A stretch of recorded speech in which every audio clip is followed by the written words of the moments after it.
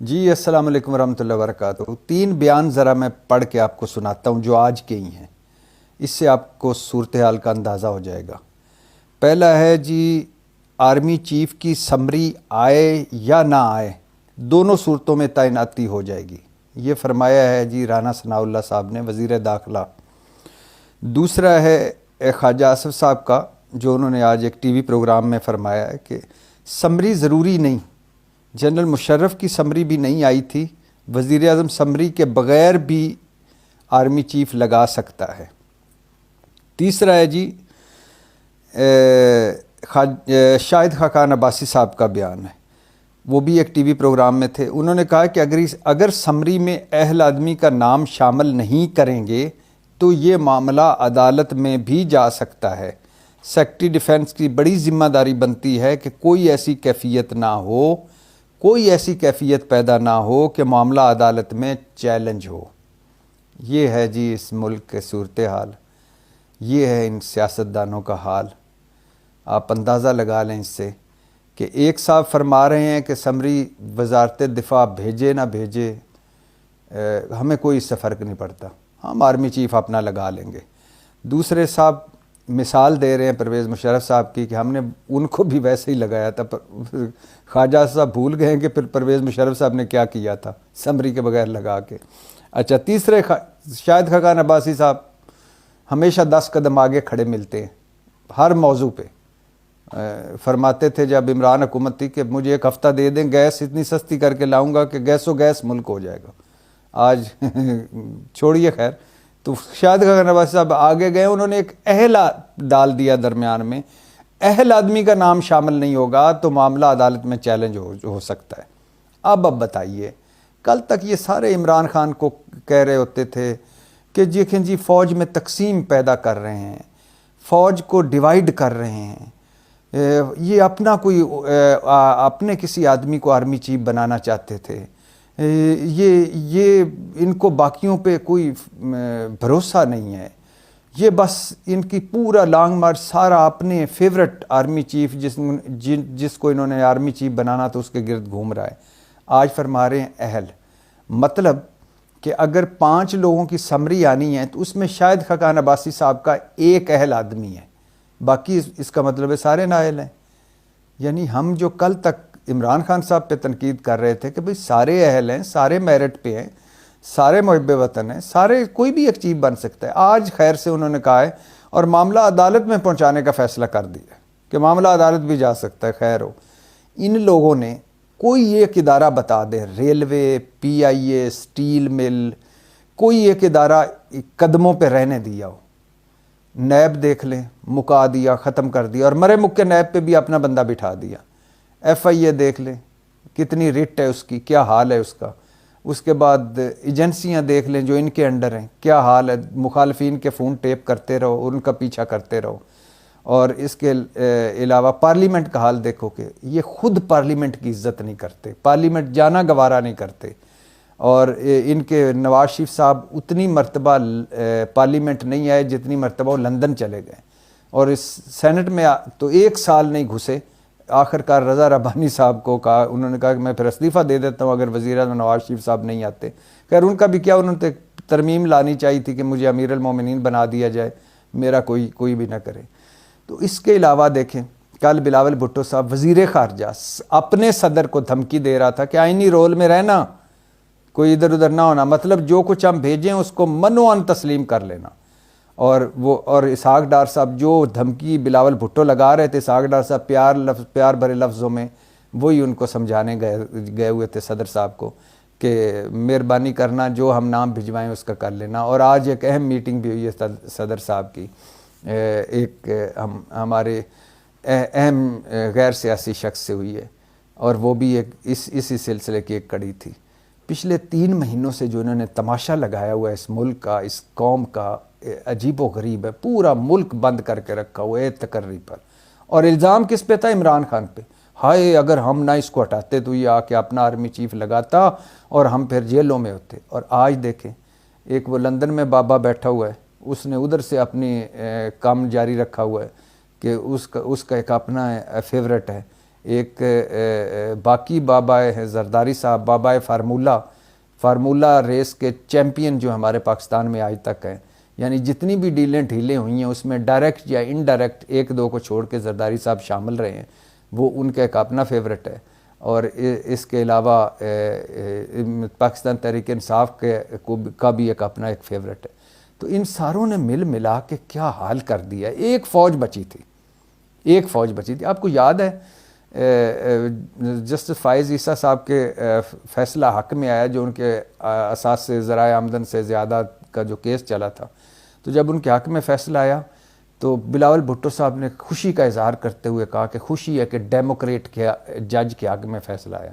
اس کا مطلب تھا کہ ایک ڈیموکریٹ جج ہے، باقی سارے فوجی جج بیٹھے ہوئے ہیں، وردیاں پہن کے بیٹھے ہوئے ہیں۔ پھر آپ کو یاد ہے مریم نواز صاحبہ کا کہ انہوں نے جب وہ بینچ بنا ان کی وہ اپیل کا کہ وہ، تو اس میں انہوں نے فرمایا کہ anti P M L N ججز پہ بینچ بن رہا ہے، اور بینچ فکسنگ تک پہنچ گئی کہ بینک جیسے میچ فکسنگ ایک جرم ہے ویسے ہی بینک فکسنگ بھی ایک جرم ہے۔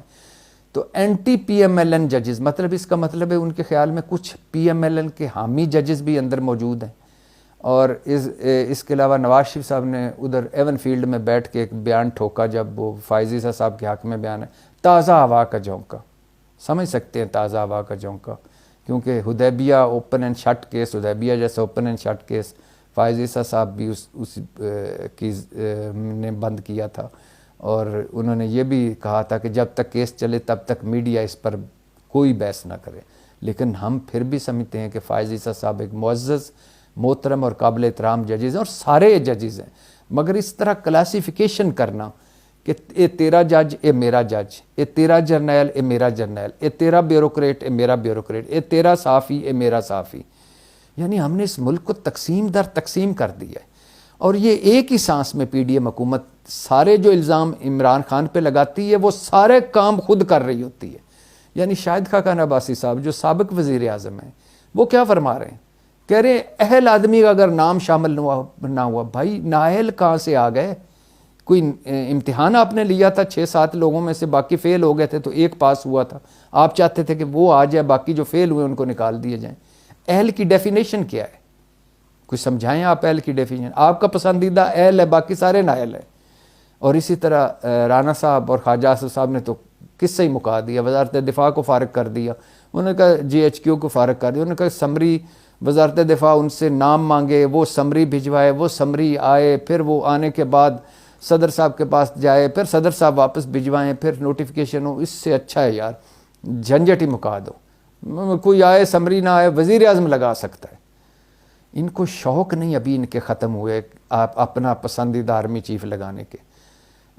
لیاقت علی خان صاحب نے 2 سینئر جرنیلوں کو نظر انداز کر کے ایوب خان کو لگایا تھا، وہ تو لیاقت علی خان صاحب شہید ہو گئے، وقت سے پہلے چلے گئے، اور بعد میں پھر ایوب خان صاحب کا لمبی داستان ہے، آپ سمجھ سکتے ہیں۔ ایوب خان صاحب نے شوق پیدا کیا اور یحییٰ خان کو لگایا، اور یحییٰ خان نے ان سے استعفیٰ لے لیا۔ پھر بھٹو صاحب کو شوق چڑھا، انہوں نے کچھ 6-7 جرنیلوں کو اوپر سے ہٹایا اور ضیاء الحق صاحب کو لگایا، بھٹو صاحب کا بھی شوق پورا ہو گیا۔ پھر اس کے بعد مشرف صاحب آ گئے، اور ہمارے نواز شریف صاحب آ گئے، جن کے بڑے شوق ہیں پسندیدہ اپنے نام آرمی چیف لگوانے کے یا لگانے کے۔ انہوں نے آ کے پھر مشرف صاحب کو اپنا شوق پورا کیا، جو تقریباً مشرف صاحب خود بتاتے ہیں کہ میں منگلہ میں کور کمانڈر منگلہ تھے، میں تو آدھا سامان پیک کر چکا تھا، تو نیچے سے ان کو بلایا گیا، کہا خفیہ طور پہ بلایا گیا، اور بلا کے کہا کہ کسی کو بتانا نہیں آپ ادھر آ رہے ہیں، بلایا گیا اور آ کے تو ان کو چیف کی اناؤنسمنٹ کر دی گئی۔ پھر نواز شریف صاحب کا بھی شوق پورا ہو گیا، اور پھر نواز شریف صاحب نے ایک اور شوق پورا کیا، جب مشرف صاحب سری لنکا تھے تو پیچھے سے انہوں نے کہا کہ اب میں آرام سے ضیاء الدین بٹ صاحب کو لگا دوں، وہ شوق بھی انہوں نے پورا کر لیا۔ آج پھر نواز شریف صاحب ایک شوق پورا کرنے جا رہے ہیں، اور پھر ایک مرتبہ وہ اور بلکہ اب تو سارے ہی شوق اسی شوق میں پڑے ہوئے ہیں، کر لیں شوق پورا ملک کی کاسٹ پہ، کر لیں شوق پورا اس قوم کی کاسٹ پہ، یعنی اس پورے نظام کی کاسٹ پہ جس کی پہلے ہی چولیں ہل چکی ہیں، معاشی دیوالیہ، اخلاقی دیوالیہ، اصولی دیوالیہ، منطقی دیوالیہ، بار ٹکے کی عزت نہیں ہماری، قرضوں میں جکڑے ہوئے ہیں. جس ملک کے پاس جاتے ہیں یا دو ہی آپشن، یا قرضہ لینا یا اگلا تھوڑا سا آگے کر دو، تھوڑا سا مہربانی کر کے اس کو ہماری جان چھڑوا دو اس قرضے سے.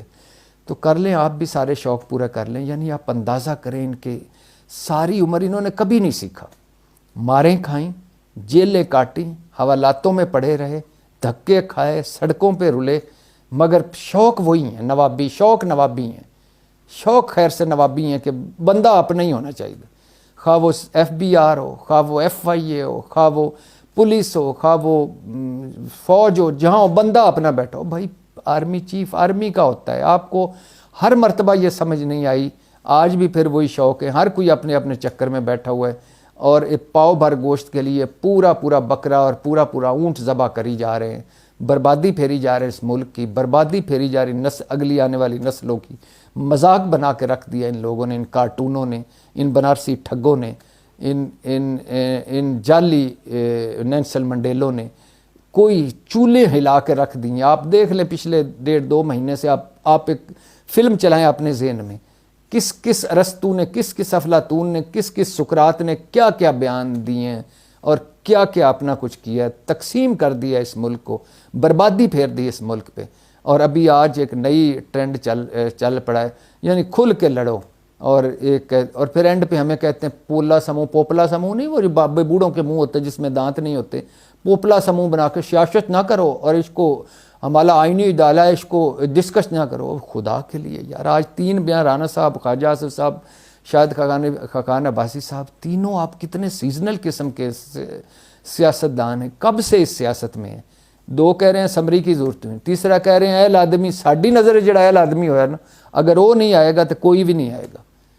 خدا کے لیے ان سے پتہ نہیں کب جان چھوٹے گی، کب ہم آگے بڑھیں گے، ورنہ گھوم گھوم کے انہی دائروں میں ہم گھومتے رہتے ہیں.